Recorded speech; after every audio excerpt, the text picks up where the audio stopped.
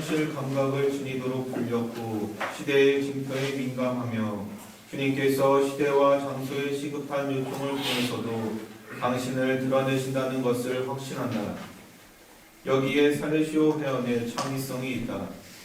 나는 위험에 처한 청소년에게 유익이 되는 일이나 하느님께로 영혼을 인도하는 데 필요한 일이라면 위험을 무릅쓰고라도 앞으로 나아가겠습니다.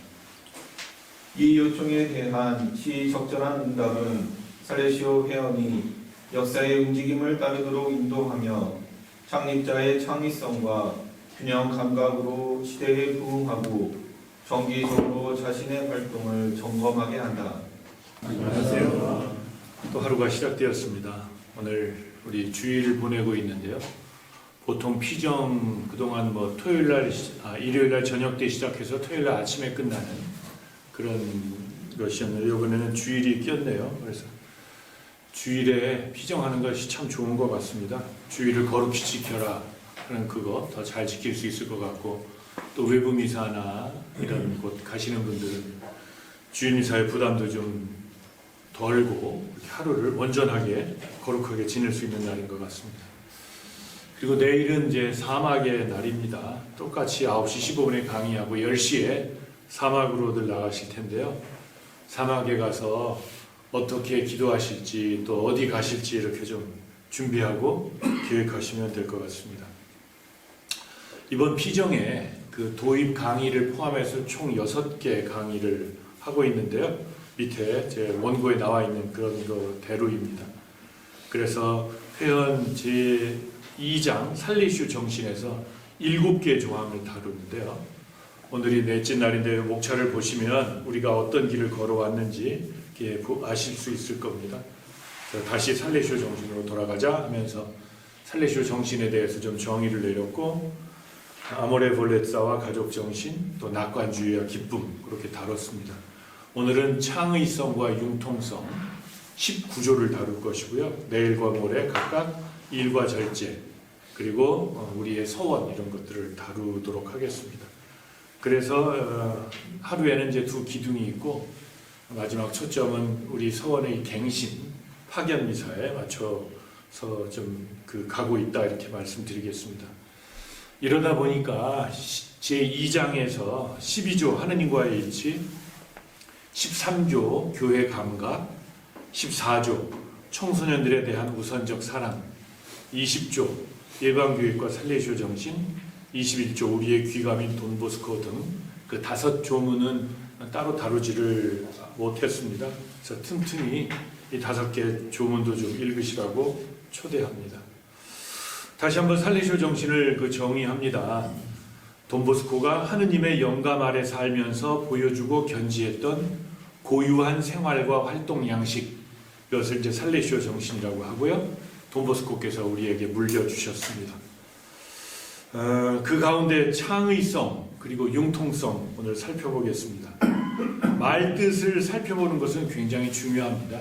그래서 저도 국어사전을 늘 옆에 두고 단어를 이렇게 늘 찾으면서 더 좀 공부도 하고 있는데, 어저께는 하물며라는 단어를 찾았습니다. 왜냐하면 우리는 무심코 쓰지만 이 하물며가 어떤 의미가 있는지, 전자와 후자가 있는데 후자의 내용을 더 강조할 때 이 후자 문장 앞에 하물며를 붙인다 그래서 이렇게 공부도 해나가고 있습니다.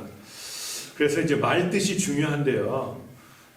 정치인들이 한 10여 년 전에 창조경제, 새정치 이런 걸 했는데 그게 국민들에게 제대로 설명이 되지 않으니까 10년이 지난 지금도 약간은 이제 조롱거리로서 도대체 뭐가 창조경제냐, 그 전통시장 좀 화려하게 꾸며놓는 그게 창조경제냐 이렇게 조롱을 당하기도 합니다. 그 새정치가 아직도 모르겠다고 이렇게 얘기하기도 하고요. 그래서 단어들이 부정확한 개념 속에서 소개가 되고 정치 구호로만 썼으니까 아직도 그렇게 되는 것 같습니다. 그래서 말뜻 풀이를 잘하고 그 풀이말이 무엇인지 정확히 이해하는 것, 그것이 중요하다고 하겠습니다. 그래서 창의성과 융통성을 다루는데요. 창의성은 사전적으로 이렇게 설명할 수 있습니다. 새롭고 남다른 것을 생각해내는 성질 혹은 특성, 이것이 이제 창의성이고요. 새로운 개념을 발견하거나 기존에 있던 생각이나 개념들을 조합해서 새롭게 생각해내는 이런 특성을 말합니다. 그렇기 때문에 이 창의성은 창조성이라고 이야기하기도 하고요. 이것을 수행하는 능력을 창의력이라고 얘기합니다. 그래서 주어진 문제 상황, 지금 우리에게 창의성이 필요하다면 우리에게 다가오고 있는 이런저런 문제들, 이런 상황에 대해서 다양하면서 새롭고 적절하고 가치 있는 것을 창출해내야 하겠습니다. 이 시대는 급변하는 시대입니다. 또 여러 측면에서 위기 시대로 일컬어지고 있고요. 또 우리 청소년들 보면 그들의 변화의 속도를 우리가 감히 따라갈 수 없을 정도로 저만치 달려가고 있는데 우리는 그 청소년들을 동반을 해야 합니다. 동반은커녕 끌려가지나 않으면 다행인 정도의 그런 상황이 되겠죠. 그래서 당연한 이야기가 되겠지만 이 시대의 청소년을 효과적으로 동반하기 위해 우리 살리시오 회원에게 젊은 감각, 연령의 많고 적음을 떠나서 젊은 감각이 담긴 창의성, 이것은 굉장히 중요한 요소라고 하겠습니다. 융통성을 한번 보죠. 유도리 있는 거, 이거 융통성이라고 하는데요. 형편이나 경우에 따라 일을 이리저리 막힘없이 적절하게 잘 처리하는 재주나 능력, 이것을 이제 융통성이라고 합니다. 한자를 찾아봤는데요. 융합 할 때 하는 그 융자인데 이 융자가 녹을 융자라고 합니다. 그리고 통은 통할 통자고요. 그래서 직역을 하면 녹아들며 통하는 성질을 말하는데, 그러니까 어떤 상황이나 사정에 좀 녹아들면서 그때그때 사정과 형편에 맞게 달라지는 성질, 이것을 융통성이라고 하겠습니다. 어차피 우리는 법과 제도 그리고 매뉴얼 등의 틀 안에서 사목을 해야 합니다. 특히 요즘처럼 그 고도로 조직화된 그런 사회에서는 더더욱 그러하겠죠. 또 이런 것들이 점점 더 강조되는 추세이고요. 우리가 이런 것들로부터 벗어났을 때 강력한 제재가 따릅니다. 그런데 그럼에도 불구하고 이런 틀 안에서도 우리는 또 새로운 것들을 마련해내야 하고 또 새롭게 그 적응하며 살아야 합니다. 그래서 이런 틀 안에서 효과적인 사목활동을 하기 위해서는 더더욱 융통성이 요청된다라고 하겠습니다. 돈보스코는 현실을 사신 분이었죠. 그리고 현실 감각이 뛰어났습니다. 돈보스코께서 사셨던 시대는 너무나 잘 아시는 것처럼 격동의 시기였습니다. 돈보스코는 현실 감각과 창의성, 융통성으로 용감하게 이 격동의 시기를 헤쳐나갔습니다. 융통성을 발휘하면서 창의적으로 혁신해 나가지 않으면 안 되는 역사의 소용돌이 한가운데 서 계셨기 때문입니다. 그리고 그 한가운데에서 이렇게 외쳤습니다. 나는 위험에 처한 청소년에게 유익이 되는 일이나 하느님께로 영혼을 인도하는 데 필요한 일이라면 위험을 무릅쓰고라도 앞으로 나가겠습니다. 위험에 처한 청소년을 위해서 우리 살리시오 회원들은 위험도 감수해라 라는 그런 말씀으로 들립니다. 이런 특별한 말씀은 살리시오 회원은 어떤 상황에서도 청소년의 구원을 위한 사랑을 선택해야 한다는 것과 하느님께서 살리시오 회원에게 요구하고 있는 것을 받아들이라는 뜻으로 해석해야 합니다. 살리시오 회원은 이런 확신을 갖고 사목적인 대담성 안에서 위험을 무릅쓰고라도 앞으로 나아가야 합니다. 위험에 처한 청소년이라는 대목이 저를 잡습니다. 제가 지금 일하고 있는 청소년 상담복지센터가 바로 대한민국 법령이 말하는 위기 청소년을 위해 청소년 안전망을 구축해서 활동하는 곳이기 때문입니다. 위기 청소년은요, 법에서 말하기를 가정 문제가 있거나 학업 수행 또는 사회 적응에 어려움을 겪는 등 조화롭고 건강한 성장과 생활에 필요한 여건을 갖추지 못한 청소년을 말합니다. 그리고 청소년 안전망은 지역 주민, 기관, 단체 등 지역 내 활용 가능한 자원의 연계를 통해 지역사회 청소년 통합 지원 체계를 구축하여 위기 상황에 놓인 청소년을 발견하고 통합적인 상담복지 서비스를 제공하는 사업을 말합니다. 잘하고 있느냐, 잘 못하고 있느냐를 떠나서 국가는 나름대로 그 변해가는 그 청소년들의 요구, 니즈에 맞춰서 창의적으로 이런 시스템을 만들었다는 겁니다.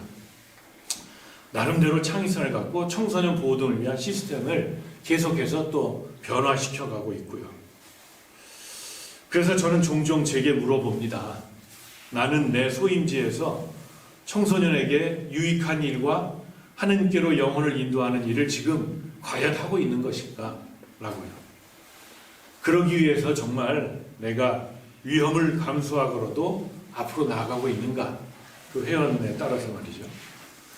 비단 저나 우리 센터뿐 아니라 우리 형제들 각자는 자신의 그 소임지에 대해서 그리고 자신의 소임에 대해서 같은 질문을 던져야 한다고 생각합니다.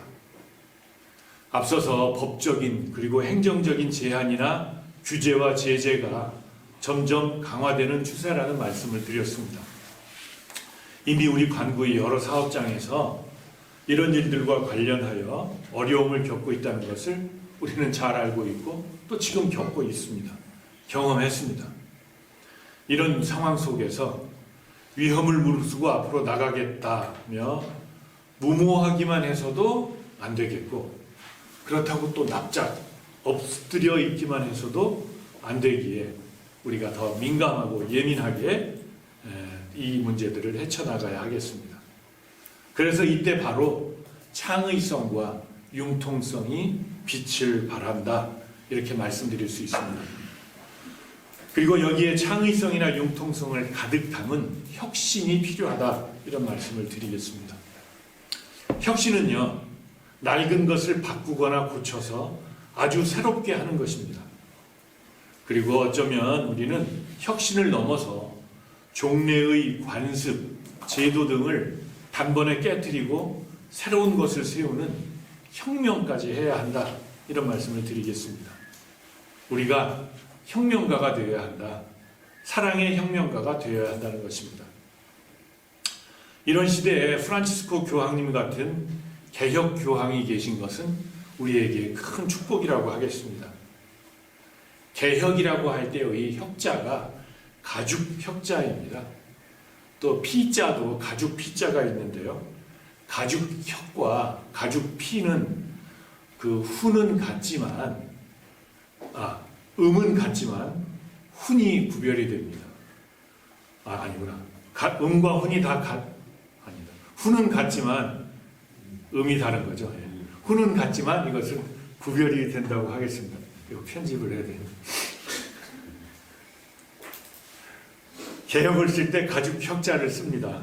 그래서 가죽 혁과 가죽 피가 훈은 같지만 이것은 서로 구별이 된다고 하겠습니다.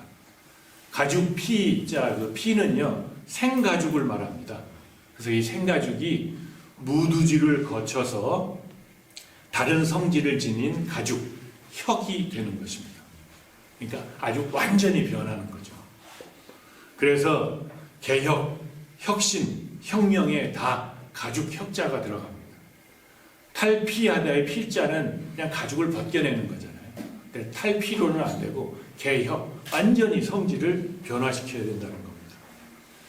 그래서 가죽혁이라는 글자가 들어가는 이유로서 보통으로는 아주 큰 변화를 말하고 때로는 성질마저 변할 정도의 완전한 변화를 뜻한다 이렇게 이야기할 수 있겠습니다.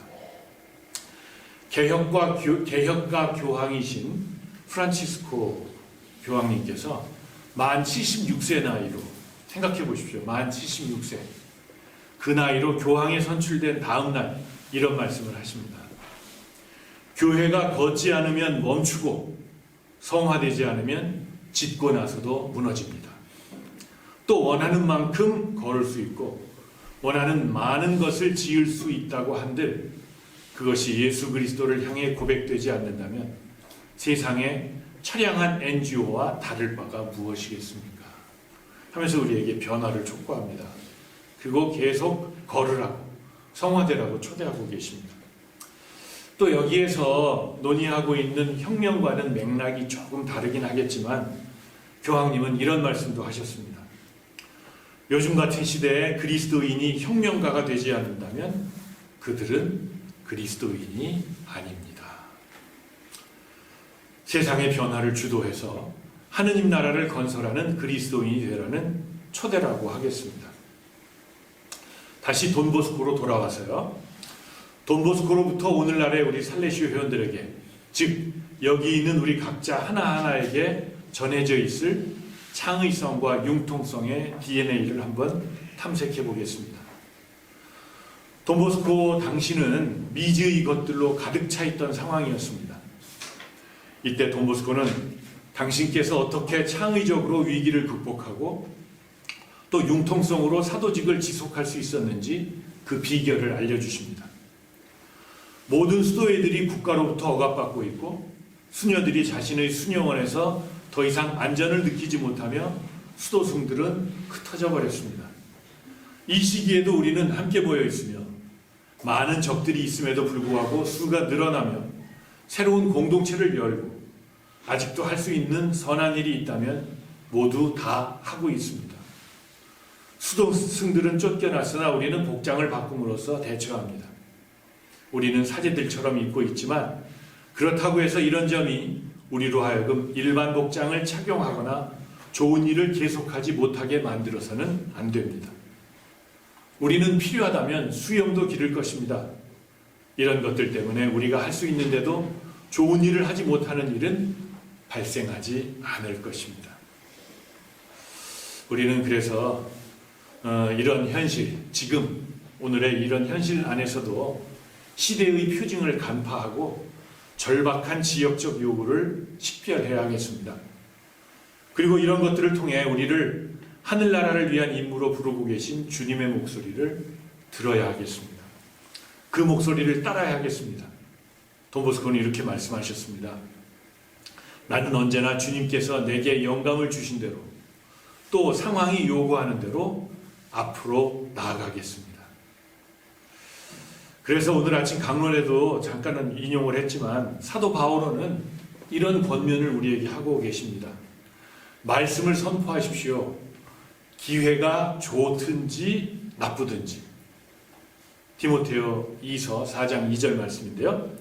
기회가 좋든지 나쁘든지 꾸준히 계속하십시오. 끈기를 다하여 사람들을 가르치면서 타이르고 꾸짖고 격려하십시오.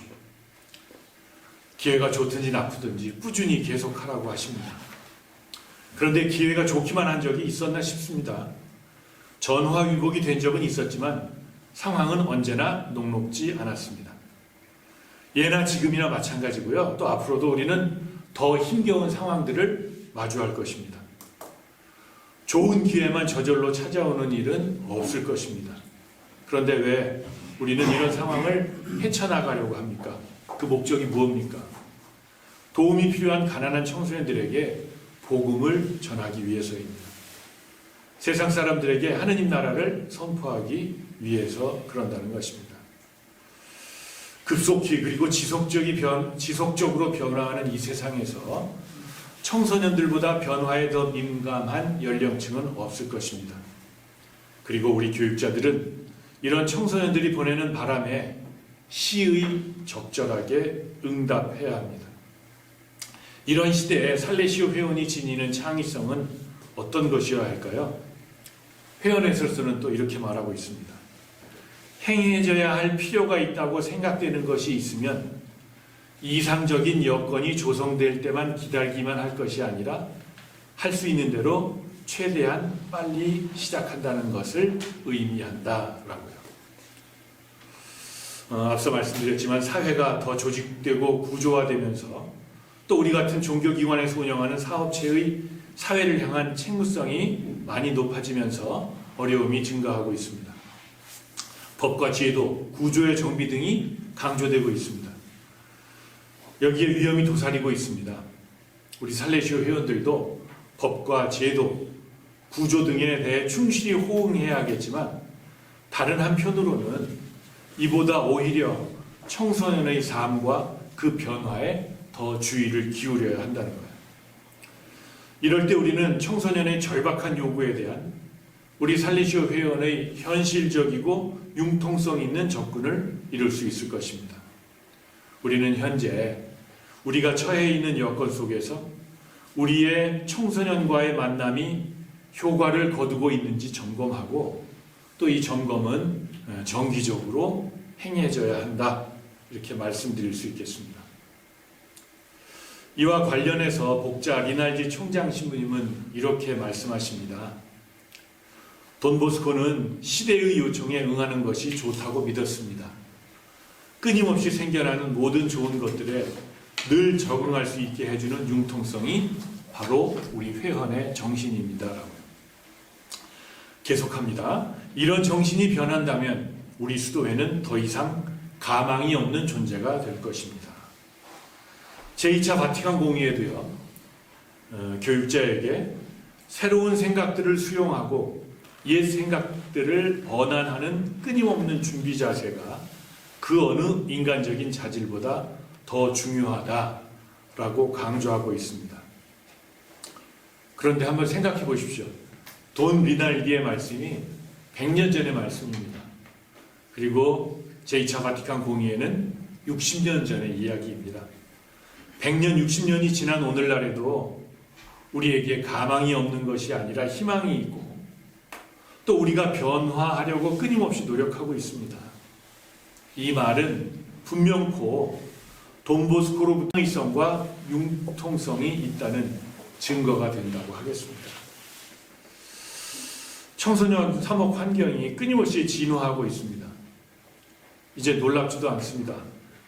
진화하고 변화하고 변한다고 놀랄 것이 아니라 오히려 그렇지 않은 것이 더 놀라울 일이 될 것입니다.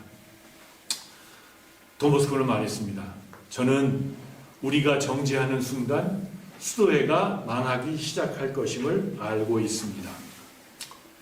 우리 형제들을 좀 이렇게 봅니다. 어떤 형제를 이렇게 좀 뵈면은요, 정말 무슨 일을 하거나 또 그에게 무슨 일이 맡겨지든지 참신한 아이디어를 내고 주어진 여건 안에서 참 창의적으로 일을 잘 엮어냅니다. 돈보스코의 DNA 중에 창의성 DNA가 많이 함유되어 있는 분 같아서 참 존경스럽고 따라 배우고 싶은 마음이 들게 해줍니다. 작년에 사목 재구성 TF 활동을 하면서요, 저 자신 좀 창의적인 사고나 창의성과 관계해서 별로 좀 잘 떠오르지도 않고 어쩔 줄 몰라 하는 그런 순간들이 많아서 무력감을 저는 많이 가졌었습니다. 우리 관구가 사업과 그 공간 배치를 하는 과정에서 계획이 변경되어 신월동 큰 공간에 어떤 새로운 사업을 마련해야만 했었습니다. 그때 제가 한 10여 년 전인데 이런 생각을 했습니다. 나한테 하라면 못한다. 무엇을 해야 할지, 공간을 어떻게 활용해야 하는지 떠올리니까 이 사고가 그 자리에서 딱 멈추면서 앞으로 나가지 못했던 것입니다.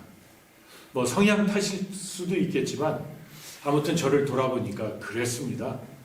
그랬는데 10여 년이 지난 오늘 형제들이 신월동을 그 읽어놓은 거 보면은요, 전에 바라지와 그 미디어 관련 학교에서부터 지금 드림센터에 이르기까지 돈보스코로부터 받은 창의성과 융통성으로 오늘의 모습을 일구어냈다고 하겠습니다. 지금 이곳 그 정림동에서 우리가 피정을 하고 있습니다.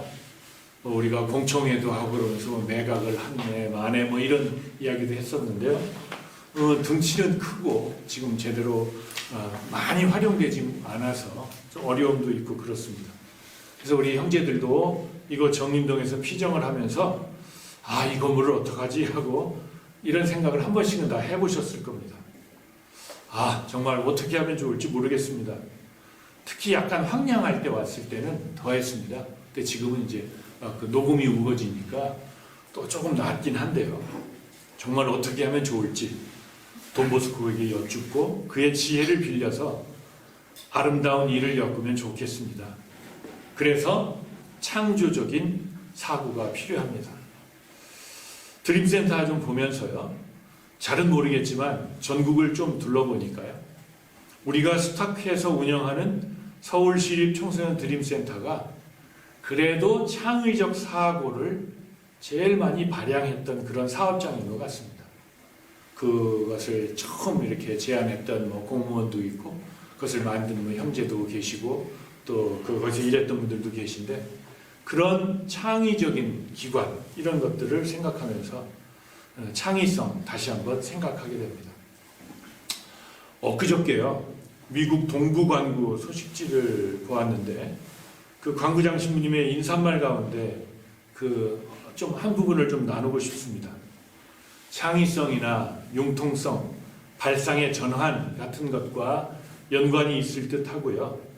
또 지금 3억 재구성을 이야기하고 있는 우리에게 시사점을 주는 말씀이기 때문입니다. 이 말씀이 저에게는요, 3억 재구성이 구조조정에 그치는 것이 아니라 우리 SDB의 자세 내지 인식을 바꾸는 것도 포함한다라는 것으로 읽혔습니다. 거기 이렇게 좀 적어놨습니다. Reshaping, Redesigning, Restructuring, Reorganizing, Redimensioning, R-E. 이 R-E, 재를 70년대 20차 총회부터 지난 28차 총회까지 지난 50년 동안 계속 이야기해오고 있다. 3억 재구성, 리쉐이핑은 어떤 사업을 폐지하거나 새로 시작하는 것 이상의 것이다. 우리 사업을 새롭게 하는 진정한 방법은 우리가 사명에 있어 동역자들과 공동 책임을 지고 또 그들과 함께 양성하는 능력을 배양하는 것이다. 이는 사업 경영 및 관리 전반을 평신도에게 맡기는 것을 뜻하기도 한다. 엄청나게 새로운 말은 아니지만 우리의 인식을 변화시키는 것, 그리고 우리가 바뀌어진 환경 속에서 적응하는 능력을 기르는 것, 숫자 이야기하고 연령 이야기하고 하는 그것을 떠나서 그것도 3억 재구성이다 라는 그런 시사점을 던져주어서 창의성, 융통성, 발상의 전환 이런 것들과 관계해서 조금 나누었습니다. 제가 현재 이 소인지에서 활동하면서 이제야 비로소 이른바 청소년 사업에 대한 그림이 제 머릿속에 자리하게 되었습니다. 나름 학교에서 그래도 청소년들과 함께 지냈고 또 우리 이런저런 자리에서 우리 관구의 자리에서 청소년 기본법에 대한 이야기도 하고 또 그 여가부의 청소년 사업을 하는 형제들이 프레젠테이션도 하고 할 때 듣기도 했고요. 또 관구 격리를 할 때 그 각 사업장 또 사목터의 그 이런저런 것들을 다루기도 했었는데 그게 정확하게 머릿속에 와 있지는 않았습니다. 학교에 있을 때 자살 사고가 발생하면 어떻게 하느냐 상담을 청한다. 그럼 그 누가 와서 상담하지? 그 돈은 누가 내지? 이런 걱정을 했었는데 그걸 바로 우리 형제들이 하고 있었는데 저는 잘 모르고 있었습니다. 저만 과문했는지 모르지만 어쩌면 그게 우리 전체의 어떤 한 모습의 한 단면이 아닐까 그런 생각을 합니다. 무슨 말씀을 드리고자 하는 거냐 하면 그 창의성, 융통성을 위해선 공부를 해야 한다는 겁니다. 끊임없이 변화되는 그런 상황 속에서 그리고 내 공동체의 일, 또 내 소임이 아니라고 해서 살짝 흘려버려서는 우리가 창의성도 융통성도 발휘할 수 없다라는 것입니다. 공부해야 하는 이유가 여기에 있겠고요. 그래서 늦기 전에 공부를 해야 한다는 것입니다. 계속 말씀드리지만 발상의 전환, 젊은 사고, 그리고 시대의 징표를 읽어내려는 노력 이런 것들이 우리가 지닌 창의성과 융통성 DNA를 잘 활용하는 살레시오 회원으로 성장시켜 줄 것입니다.